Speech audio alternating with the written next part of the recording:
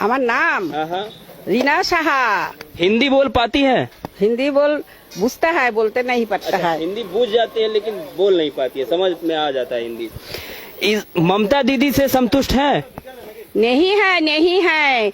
हम लोग कस्ता हाथोरी तारा है, इनकलाब जिंदाबाद है। अच्छा, इनकलाब जिंदाबाद है। हाँ, किंतु आमी मोदी का सरकार में सपोर्ट करता है, किंतु वोट में सिंगल वोट में कस्ता हाथोरी तारा में मरता है।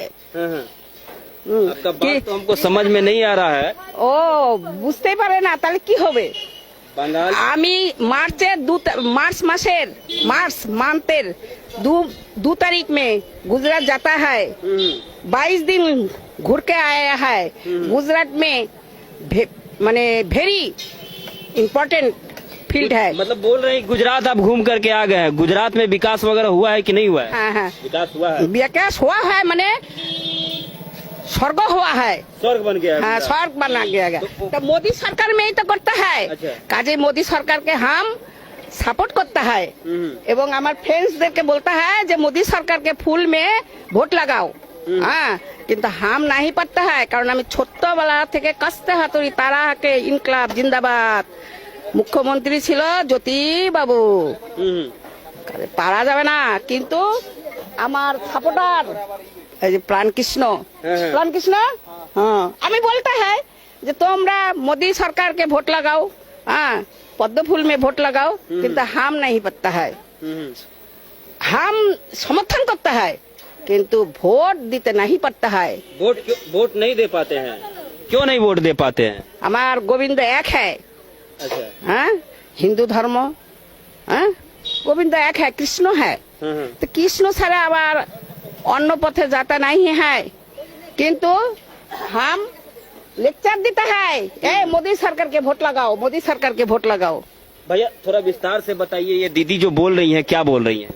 ये बोल रहे हैं जो हम मोदी जी को सपोर्ट करता है, मगर हमने सीपीएम करता है, वो बोला है। अच्छा, मोदी जी को सपोर्ट कर रहे हैं लेकिन सीपीएम को वोट देते हैं। हाँ, देते हैं, वो बोल रहे हैं। वो बोल किंतु पब्लिसिटी करता है जे ए भाई के बहन के तोरा मोदी जी के वोट लगाओ, गुजरात में अच्छा स्वर्ग है। तो वैसा स्वर्ग बंगाल में भी तो बनना चाहिए ना? नहीं। हाँ, बंगाल में चाहिए, किंतु 100 वर्ष लग 100 वर्ष 100 वर्ष लग जाएगा। लग जाएगा। बंगाल के गुजरात बनाता है, नहीं पड़ता है। अच्छा, कारण बंगाल में खाली खाता है सरकार के टाका आस्ता है और सन्त्रास करता है, और पार्टी में जो लीडर है खाता है, भूख लगाता है और खाता है।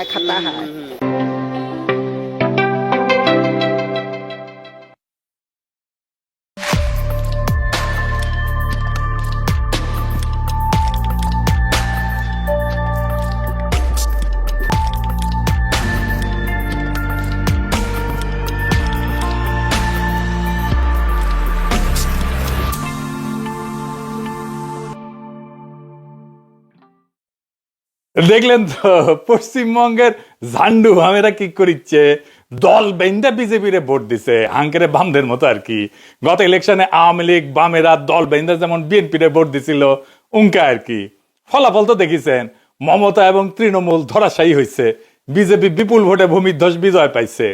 বিজয়ী হইয়ায় বিজেপি মুসলমানদের বাসাবাড়ি দোকানপাটের উপরে হামলায় পড়ছে, লুটপাট অগ্নিসংযোগ চলতেছে ব্যাপকভাবে। পশ্চিমবঙ্গের বাঙ্গুরা বাংলাদেশের প্রগতিশীলতার নামে ধর্মনিরপেক্ষতার নামে হাসিনার ফ্যাসিবাদকে উলঙ্গভাবে সাপোর্ট দেওয়া গেছে। এখন হিন্দুত্ববাদের নামে ফ্যাসিবাদের কবলে পড়িছে। ফ্যাসিবাদের মজা কেমন 2 দিনে ভালো টের পাইছে, আরো পাবে। যদিও এই আক্রমণের লক্ষ্য হবে মুসলমানেরা প্রাথমিকভাবে, কিন্তু এই ফ্যাসিবাদের আগুন থেকে কেউ রক্ষা পাবে না।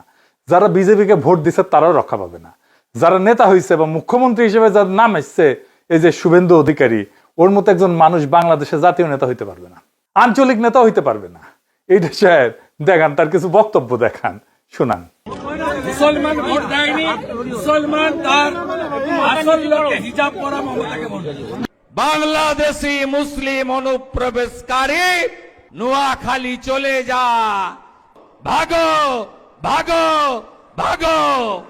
বিজেপি এপ্রিল মাসে আসবে, 550 কিলোমিটার বেড়া দেব, আর ডিপোর্ট করব। সাতক্ষীরা চলে যা, নোয়াখালী চলে যা, খুলনা চলে যা, যেদিক দিয়ে এসেছিস ওই রাস্তা দিয়ে পালিয়ে যা। যদি সনাতনের বাচ্চা হয়ে থাকে এদের মুখ দিয়ে চৌরাস্তায় দাঁড় করিয়ে জয় শ্রীরাম বলা হয়। বাংলাদেশের সঙ্গে যুদ্ধ ভারতের কাছে তো কয়েকদিনের ব্যাপার নয়, কয়েক মিনিটেই ফয়সলা হয়ে যাবে। মোল্লা ইউনূস সহ গোটা ঢাকা চাপা পড়ে যাবে। এদেরকে কেউ কাউন্টই করে না, মশা মাছি। এই রাজাকারের বাচ্চা, হেফাজতের বাচ্চা, যাহাই ইউনূস তাহাই মমতা। এবং প্রায় ৮০ লক্ষ থেকে ১ কোটি বহিরাগত রোহিঙ্গা মুসলমান এখানে ঢুকে আমাদের রাজ্য কার্যত দখল করে নিয়েছে। जैसे इजराइल सिखाया गाजा में, उस तरीके से हमारी भारत की 100 करोड़ हिंदू। শুনিছেন? আচ্ছা রিতেশ সাহেব, ওই যে দেখান, ওই যে বাংলাদেশিদের দর বলে যে ধাওয়া করেছিল, ওটা দেখান।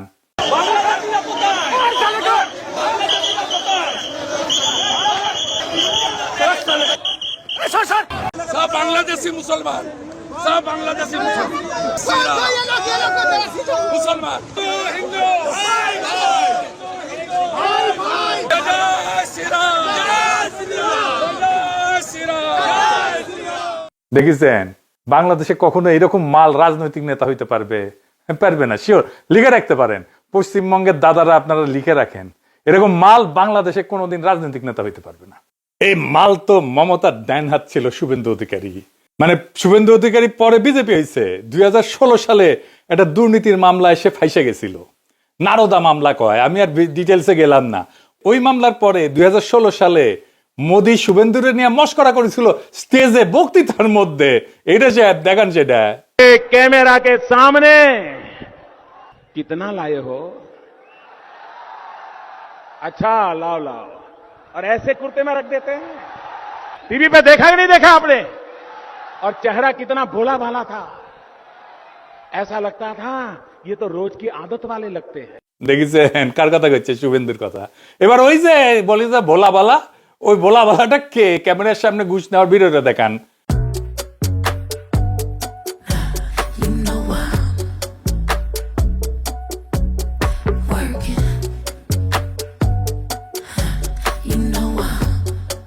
দেখেছেন একের আঙ্কের শিলং সালাউদ্দিন বরাবর না, যারে বিদেশি নাগরিক বলে সরকার থেকে বের করে দিতে কইছিল, তারই ক্যাবিনেটে পাশে বসায়। দেখান ওই ভিডিওটা আবার। আপনার সরকারে একজন বিদেশি নাগরিককে আপনি জাতীয় নিরাপত্তা উপদেষ্টা করেছেন। আপনার কি সেই আক্কেল জ্ঞান নাই? একজন বিদেশি নাগরিকের কাছে এই দেশের সেনাবাহিনী নিরাপত্তা সংক্রান্ত রিপোর্ট প্রদান করবে কিভাবে ভাবলেন? সেই জাতীয় নিরাপত্তা উপদেষ্টাকে আপনি বিদায় করুন। সেই জাতীয় নিরাপত্তা উপদেষ্টা হয় নিজে পদত্যাগ করবে, না হয় আপনি তাকে বিদায় করবেন। এই দেশের নিরাপত্তা সংক্রান্ত কোন জাতীয় দায়িত্ব বিদেশি নাগরিকের হাতে থাকতে পারে না। দেখেছেন এদের কোনো মরাল আছে? মরাল নাই, কোনো নৈতিকতা নাই। যাই হোক, আসল আলাপে আসি। আজকের আলোচনায় কয়েকটা বিষয় আলোচনা করব। প্রথমত বাঙ্গুদের নির্বাচন নিয়ে একটা বয়ান, জয় বাংলা করা, মানে ওরা কইতেছে বাংলাদেশে ভারত বিরোধিতায় ইন্ডিয়ায় বিজেপির উত্থানের জন্য দায়ী। তারপরে একটা বিষয় আলোচনা করবো, মমতা হারায়, বিজেপি হারায়, আমাদের জন্য কি বদলাইলো, মমতা কেন হারলো, আর আমাদের রাজনীতিতে কি করতে হবে। আসেন আমরা আল্লাহর নামে শুরু করি। 2017 সালে পশ্চিমবঙ্গে রামনবমী মিছিল করছিল বিজেপি, প্রথম স্লোগান দিল জয় শ্রীরাম। তো মমতা এটার জবাব খুঁজলেন, জবাব হিসেবে বেছে নিলেন জয় বাংলা। ফ্যাসিস্ট আওয়ামী লীগের স্লোগান নিল মমতা। কুফা লাগিছে, কুফা বুঝে নাই, মমতার ওই জয় বাংলার কুফা লাগিছে। জয় বাংলা যে নিজের গলায় তুলে নিবি, ওই জয় বাংলা হবি। হ্যাঁ, নির্বাচনী ম্যানিফেস্টোতে এপ্রিলে তৃণমূল, এটার এপি সেন্টার ছিল হইতেছে জয় বাংলা। জয় বাংলা পশ্চিমবঙ্গে একটা ঝামেলার নাম। 1971 পশ্চিমবঙ্গে 1 কোটি শরণার্থী গেল, চোখ উঠছিল, চোখ ওটা রোগ ছড়াইলো। বেশিরভাগ রিফিউজি ক্যাম্পে, কিন্তু রিফিউজি ক্যাম্পের বাইরেও সংক্রমিত হইল চোখ ওটা। ওই রোগের নাম হইল জয় বাংলা রোগ। হ্যাঁ, চোখ ফুলে লাল হইতো, এত বড় বড় ছড়া বানাইলো, জয় বাংলার লোক, ঢেলা ঢেলা চোখ, কেমন যাওরা দেখেন।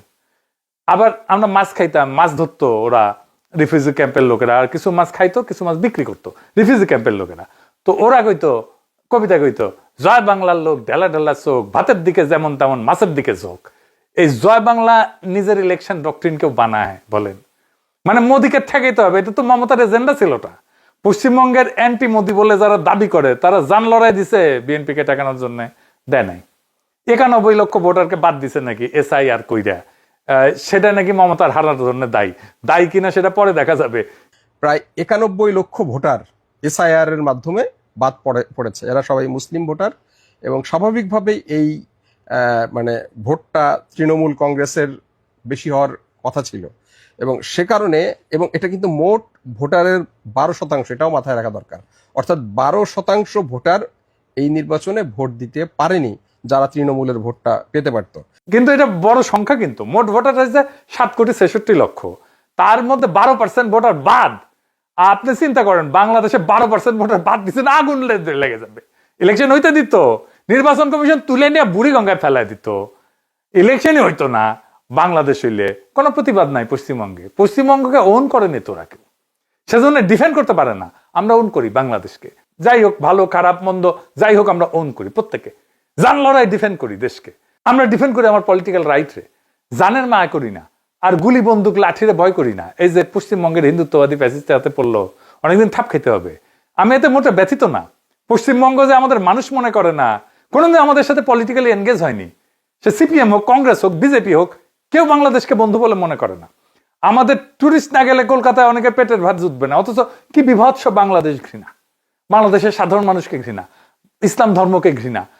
আমরা অশোকনগরে পাড়ায় পাড়ায় মোড়ে মোড়ে সব মন্দির করা শুরু করে দিয়েছি। তোমরা যারা বিজেপির সেনা আছো সবাই শুরু করে দাও মন্দির করা, কোনো মসজিদ থাকবে না, সব মন্দির। হিন্দু শক্তি জয় হয়েছে, সব মন্দির। সবাই বলে জয় শ্রীরাম, জয় শ্রীরাম, জয় শ্রীরাম।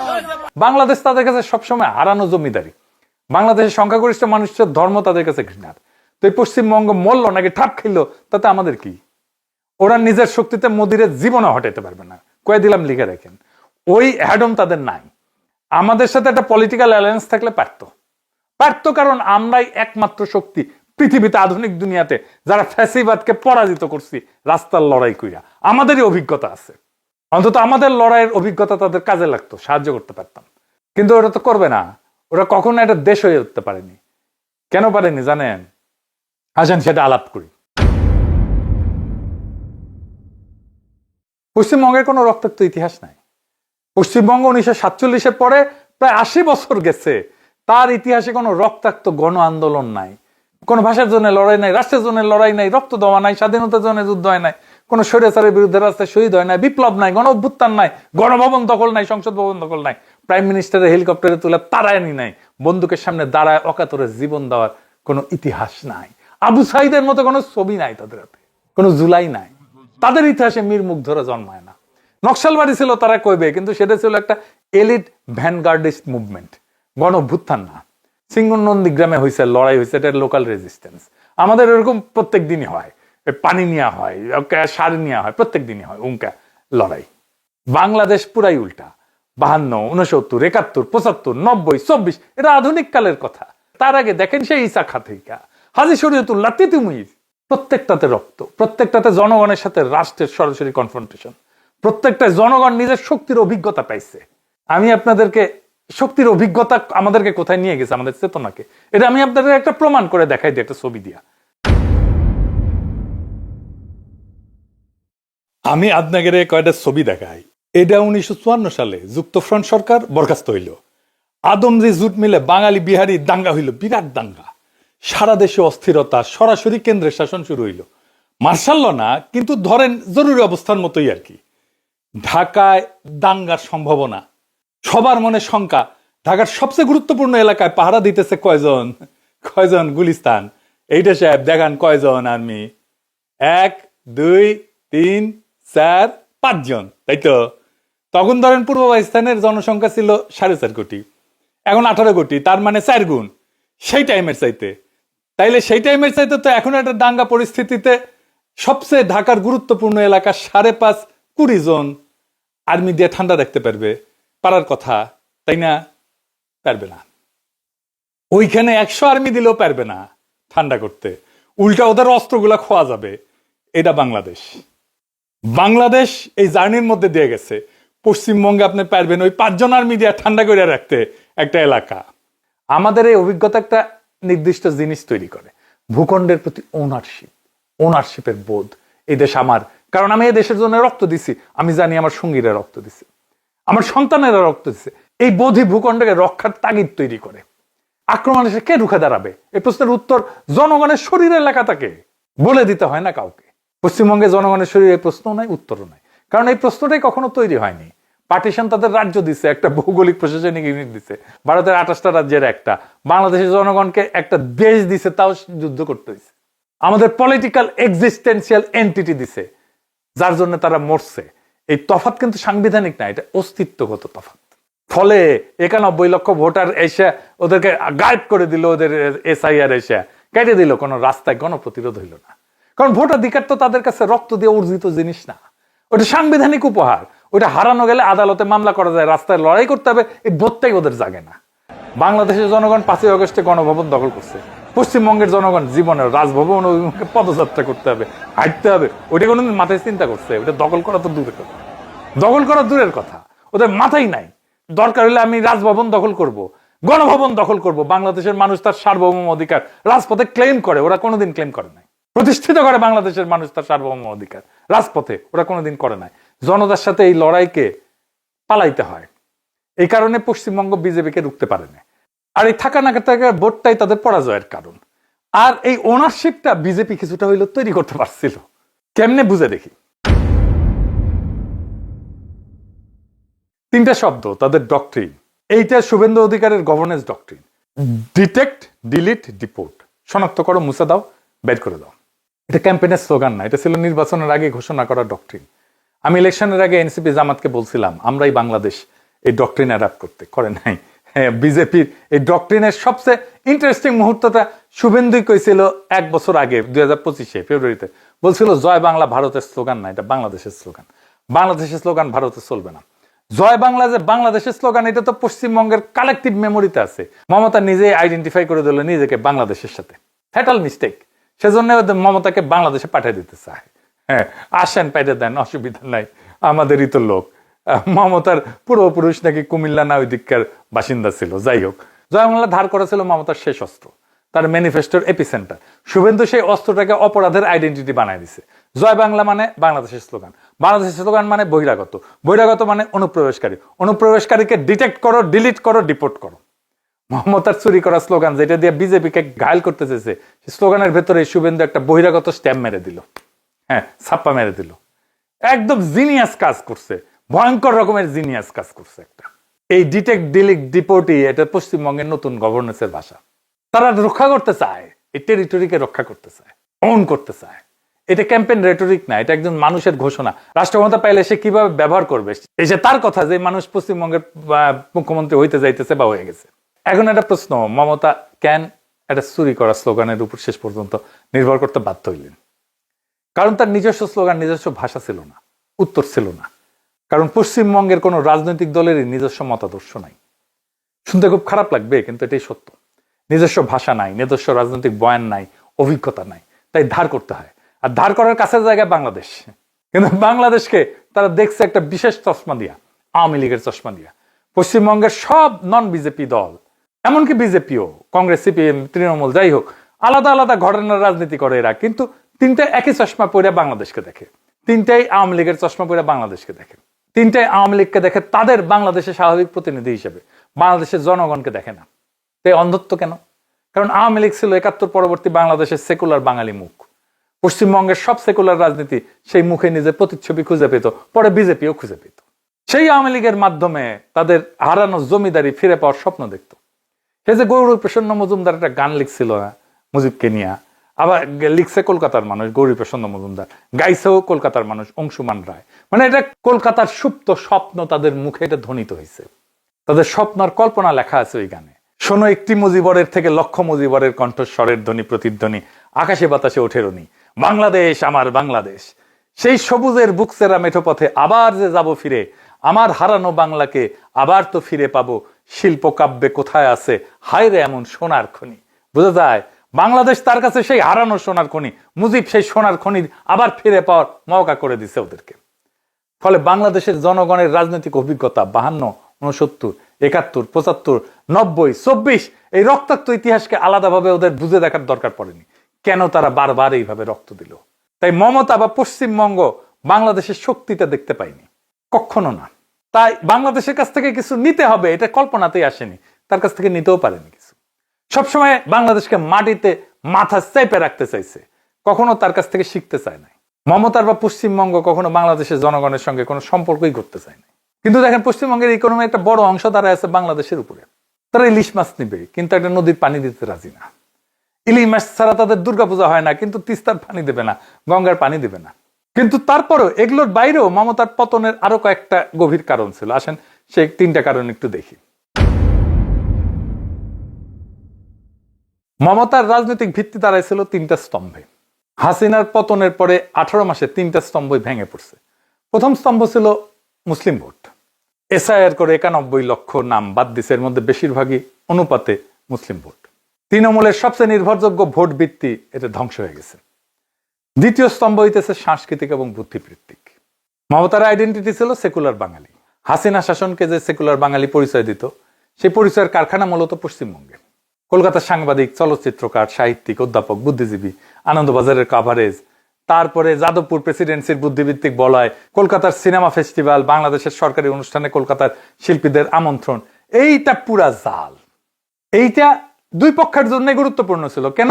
কারণ হাসিনা শাসন যত বাংলাদেশের ভেতরে নির্বাচনী বৈধতা হারাচ্ছিল, তত বাইরের সাংস্কৃতিক বৈধতার উপরে নির্ভর করতে হচ্ছিল। কলকাতার এই বলয় ছিল সেই বৈধতার কারখানা। আমরা পরে দেখবো যে হাসিনার বয়ানগুলো ইন্ডিয়া থেকে তৈরি হয়ে আসতো। আমরা দেখবো আজকে একটা এক্সাম্পল দিয়ে দেখাবো যে কিভাবে হাসিনার বয়ান তৈরি করে দিত। তো তৃণমূলের ঘনিষ্ঠ অনেকে এই জালের মধ্যে ছিল, বিজেপির সাথেই ছিল। এই সম্পর্ক যতদিন চলছিল পশ্চিমবঙ্গের রাজনৈতিক কল্পনা একটা কৃত্রিম আয়নায় আটকাইছিল। বাংলাদেশকে আলাদা স্বতন্ত্র সত্তা হিসেবে দেখার দরকার পড়েনি, কারণ কলকাতার নিজস্ব বুদ্ধিজীবী শ্রেণী হাসিনার বাংলাদেশকে আসল বাংলাদেশ হিসেবে দেখতো, প্রচার করত।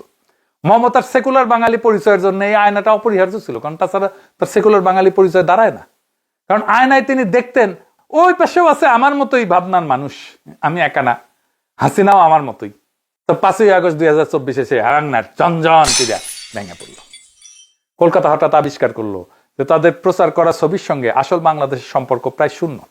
এতদিন তারা যাকে বাংলাদেশ ভাবছিল সেটা ছিল একটা ক্ষমতাবান গোষ্ঠীর সেলফ ইমেজ, যার সাথে বাংলাদেশের সাধারণ মানুষের কোনো যোগ নাই।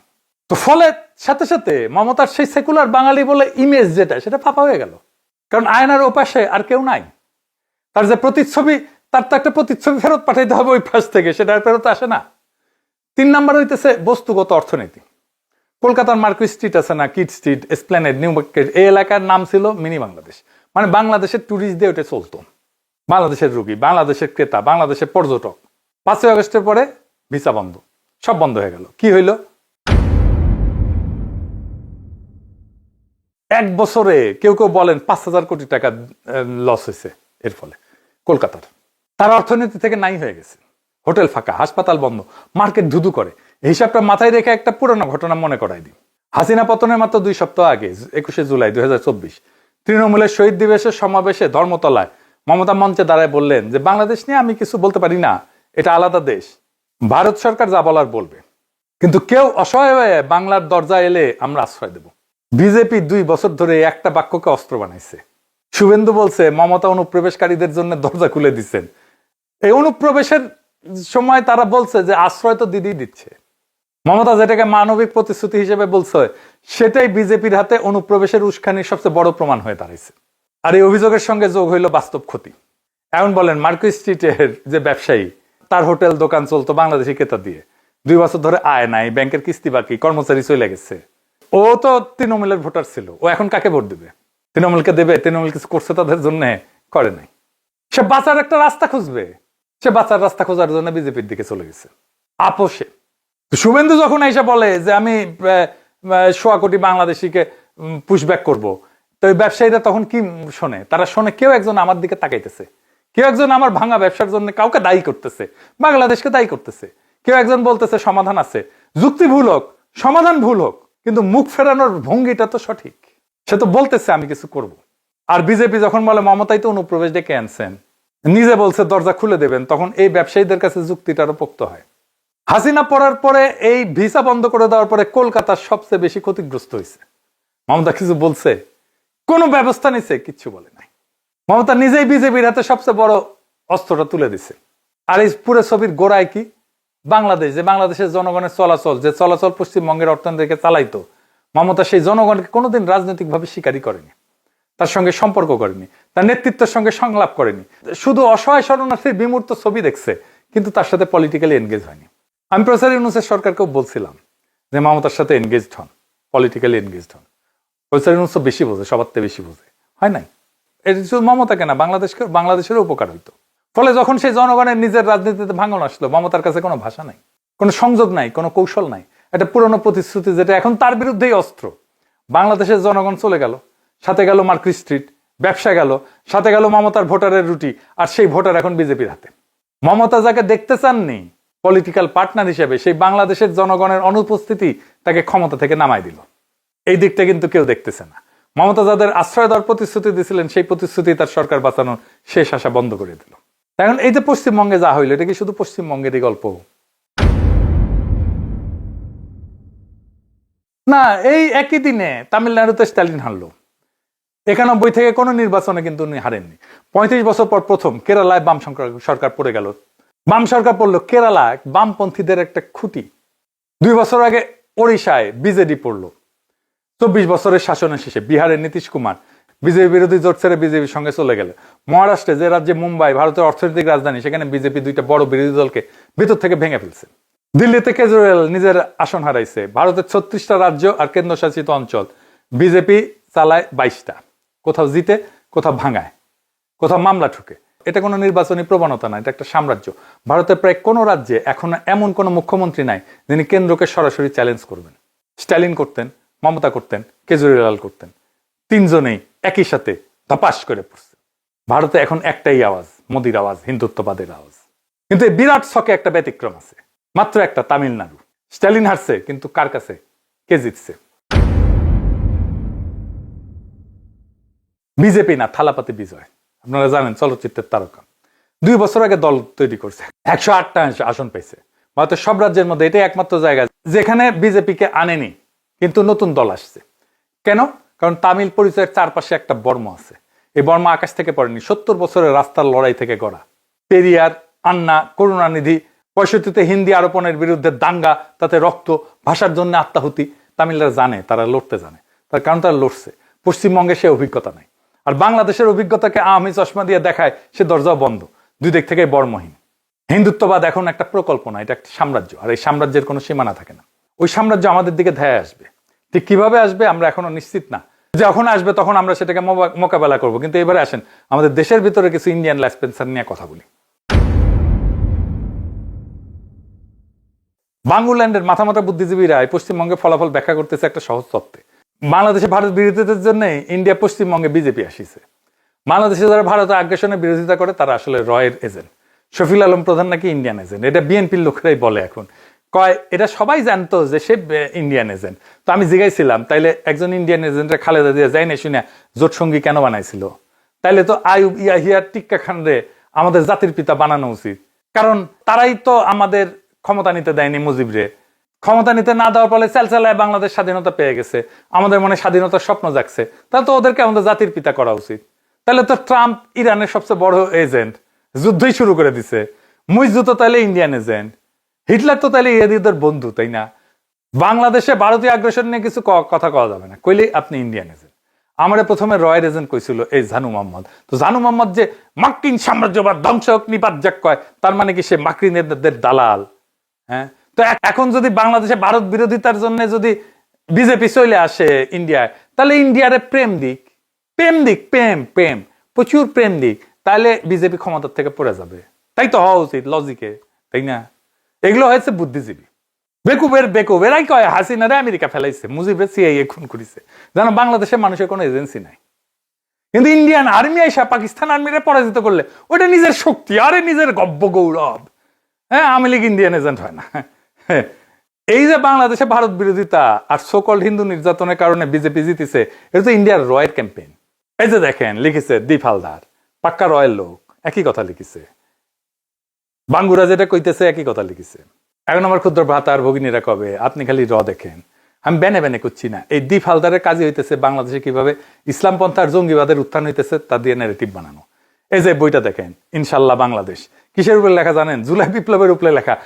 300 পৃষ্ঠার বই লেখা ফেলেছে জুলাই বিপ্লবের পরে।